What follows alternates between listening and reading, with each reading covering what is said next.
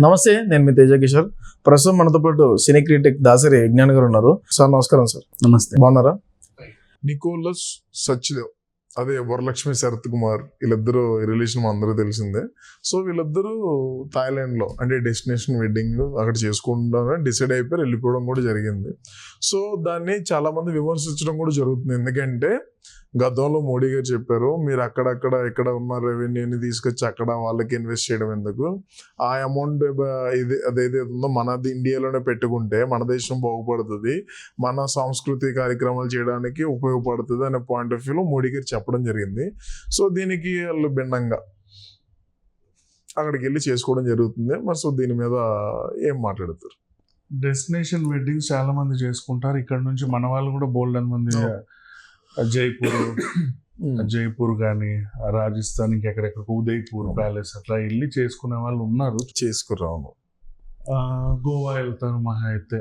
And ఈ మధ్య కాలంలో అంబానీల పెళ్లి కూడా మొన్న ఇక్కడే మన దగ్గరే జరిగింది. అఫ్ కోర్స్ ఆ ప్రీ వెడ్డింగ్, మరి పెళ్లి ఇంకెక్కడెక్కడో చేసుకుంటా అంటున్నారు. ఆ తర్వాత వాళ్ళ ఇష్టం. అయితే మొన్న మోడీ గారు అన్న విషయం ఏంటంటే, భారతదేశంలో పెళ్లి మీద పెట్టేంత ఖర్చు ఇంకెక్కడ పెట్టట్లా, బీభత్సంగా ఖర్చు చేస్తున్నారు. అంటే లైఫ్లో ఫస్ట్ టైం ఈవెంట్ అనో లేకపోతే ఈవెంట్ ఫర్ లైఫ్ టైం అనో. బట్ వాళ్ళైతే అట్లా చేసుకున్న వాళ్ళు సంవత్సరం కూడా ఉన్న దాఖలాలు అయితే కనబడట్లా. కానీ ఖర్చు పెట్టి అయితే చేస్తున్నారు. అంటే అందరూ కాదులేండి, 100లో 99 మంది బాగానే ఉండ, ఒకరిద్దరు విడిపోతున్నారు. టెంట్ వేసినప్పటి నుంచి డెకరేషన్ వాళ్ళకి కానీ, ఆ థీమ్ డిజైనర్స్కి కానీ, లేకపోతే ఈవెంట్ మేనేజర్స్కి కానీ, ఈవెంట్ డిజైనర్స్ కానీ, ఈవెంట్ ఆర్గనైజర్స్కి కానీ, ఫ్యాషన్ డిజైనర్స్కి కానీ బోల్డ్ అని ఖర్చు చేస్తున్నారు. క్యాటరింగ్కి కానీ, ఇంకా ఫుడ్ కూడా మీరు అందరూ పెట్టినంత తినాలని లేదు, బోల్డ్ అంత ఫుడ్ వేస్ట్ అవుతూ ఉంటుంది. బోల్డ్ అన్ని ఖర్చులు మాత్రం బీభత్సం. ఆ కన్వెన్షన్ హాల్కి కొన్ని లక్షలు. అండ్ నీ పెళ్ళిని నమ్ముకొని కనీసం ఒక 50 to 60 వెండర్స్ బతుకుతారు ఆల్మోస్ట్. అండ్ హోటల్స్ కూడా చుట్టుపక్కల నువ్వేమన్నా గెస్ట్లను పిలిస్తే హోటల్స్, రిటర్న్ గిఫ్ట్లని, అవని ఇవని, బంగారం షాపింగ్, చీరల షాపింగ్, నగల షాపింగ్, బట్టల షాపింగ్, ఎంత తిరుక్కున్నా కొన్ని కోట్లు అయితే ఖర్చు చేస్తున్నారు. ఇవన్నీ మీరు ఇక్కడే ఖర్చు చేస్తే మన దేశం బాగుపడుతుంది. ఎలాగో ఖర్చు పెడుతున్నారు కాబట్టి. మీరు బయటికి వెళ్ళి ఖర్చు పెడితే ఆ దేశాలు బాగుపడుతున్నాయి, మన దేశం ఇంకా అలాగే ఉందని మోడీ చెప్పాడు. సరే, ఆయన విషయం కరెక్ట్గానే చెప్పాడు అనుకుందాం. అప్పటి నుంచి చాలామంది కూడా డెస్టినేషన్ వెడ్డింగ్స్ వద్దు, ఇక్కడే చేసుకుందాం అని అనుకున్నారు. అండ్ అలాగే మోడీ గారికి ఇంకో మంచి విషయం చెప్పాలి, మాల్దీవ్స్కి వెళ్ళకండి, మన లక్షద్వీప్ని డెవలప్ చేసుకుందాం అని కూడా అన్నాడు. ఆయన చెప్పిన కొద్ది రోజులకి లక్షద్వీప్ ఇంకా మంచిగా డెవలప్ అవుతుంది. ఇప్పుడు కూడా ఇట్లాంటివి బాగున్నాయి. అంటే మనమే డెవలప్ అవుతాం, ఇంకొకటికి ఎందుకు. చైనా ప్రోడక్ట్స్ వద్దు, మన మ్యానుఫ్యాక్చర్ దేశీ ప్రోడక్ట్స్కి విలువ ఇవ్వండి అన్నాడు. చైనా ప్రోడక్ట్స్ మీద ఉంటే ఇక్కడ చాలా ఫ్యాక్టరీలు మూతపడ్డాయి. దాన్ని బ్యాన్ చేసరికి మళ్ళీ కొత్త ఫ్యాక్టరీలు పుట్టుకొచ్చి మన వాళ్ళు కూడా బాగానే ఉంటున్నారు. ఇది మంచి చర్యే, తప్పని చెప్పకూడదు. ఇప్పుడు అసలు విషయానికి వస్తే, వరలక్ష్మి శరత్ కుమార్ పెళ్ళేమో థాయిలాండ్లో చేసుకోవాలనుకుంది. మిగతాది ఈ మెహందీ, హల్దీ ఫంక్షన్స్ ఇవన్నీ చెన్నైలో జరిగినా కూడా పెళ్లి థాయిలాండ్. ప్రముఖులందరూ వెళ్తున్నారు. ఫ్లైట్స్ ఇన్కమ్, హోటల్స్ ఇన్కమ్ అన్నీ కూడా మొత్తం వేరే థాయిలాండ్ దేశానికి ఇస్తున్నాం. థాయిలాండ్ కూడా టూరిజం మీద ఆధారపడ్డ దేశమే. అండ్ థాయిలాండ్ మనకి ఫ్రెండ్లీ దేశం, మనకి 30 days వీసా ఫ్రీ. అండ్ నువ్వు అక్కడ ఏమైనా వ్యాపారాలు చేసుకోవాలన్నా కూడా నీకు సులువుగా పర్మిషన్లు ఇస్తుంది. ఒక ఇదేంటి, మన క్యాసినో ఒకటే బ్యాన్ అక్కడ, మిగతావన్నీ ఓకే. గోవాకి ఏమాత్రం తక్కువ కాదు. అది ఫారిన్ కంట్రీ లాగా చూస్తాం కాబట్టి గోవా కంటే ఎక్కువ చూస్తాము. కాకపోతే గోవాలో ఉన్న ఫెసిలిటీ థాయిలాండ్లో ఉండవు.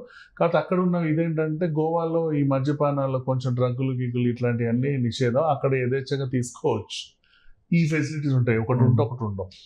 అట్లా అక్కడికి వెళ్తారు అంతే. Thailand is nothing but Varalakshmi Sarath Kumar చాలా రోజులు థాయిలాండ్లో సింపుల్గా అట్లా తిరిగేస్తుంది. I mean like tom girl type. ఇష్టం, కొంతమంది కొన్ని లొకేషన్స్ ఇష్టమై ఉంటాయి. ఇప్పుడు ఏ ఆస్ట్రేలియానో లేకపోతే ఇంకెక్కడనో మీరు చేసుకుంటే మీరు విమర్శించవచ్చు, కానీ స్విట్జర్లాండ్లోనో చేసుకుంటే థాయిలాండ్ లాంటి దేశం అంటే టూరిజంకి ప్రాధాన్యత ఉన్న దేశంలో మీరు పెళ్లి చేసుకుంటే దాన్ని అంత విమర్శించాల్సిన అవసరం ఏం లేదు. అక్కడికి ఇక్కడికి మన క్రూజ్ సర్వీసెస్ కూడా బాగానే ఉన్నాయి, టూరిజం కూడా డెవలప్ అవుతుంది and it's okay, not bad. పెద్ద రెవెన్యూ కూడా కాదు అది. అండ్ టూరిజం ఏరియాలో పెళ్లి చేసుకున్నా కూడా నువ్వేం మహా అయితే ఏం చేసుకుంటావు అక్కడ, నీ డెకరేషన్ కానీ ఇవన్నీ కూడా నువ్వు ఇక్కడ నుంచి తీసుకెళ్ళొచ్చు. నీ ఫ్యాషన్ డిజైనర్స్ని ఇక్కడ నుంచే తీసుకెళ్తావు. జస్ట్ మహా అయితే ఫుడ్ అక్కడ పెట్టుకుంటావు, అది నీ క్యాటరింగ్ వాళ్ళని కూడా ఇక్కడ నుంచి తీసుకెళ్తావు, సామాన్లు కూడా ఇక్కడ నుంచే పట్టుకెళ్ళాలి. ఎందుకంటే అక్కడ దరిద్రం మనం తినలేవు. నీకు అక్కడ ఆవకాయ పప్పు ఇవన్నీ ఇవ్వరు కదా, మ్యాంగోదాలు ఉలవచారులు ఇవ్వరు వాళ్ళు, అవి ఏమో ఉంటాయి, మనం తినలేము. అవి ఇక్కడ నుంచే తీసుకెళ్తారు. సో దాంట్లో పెద్ద విషయం ఏం లేదు, వరలక్ష్మిని విమర్శించాల్సిన అవసరం లేదు. పాపం పెళ్లి చేసుకోబోతుంది, ఆశీర్వదించాలి తప్పితే పెద్దగా. పైగా రెండో పెళ్లి, ఆ పిల్లోడితో 10 years రిలేషన్ లో ఉంది, అతనికి రెండో పెళ్లి.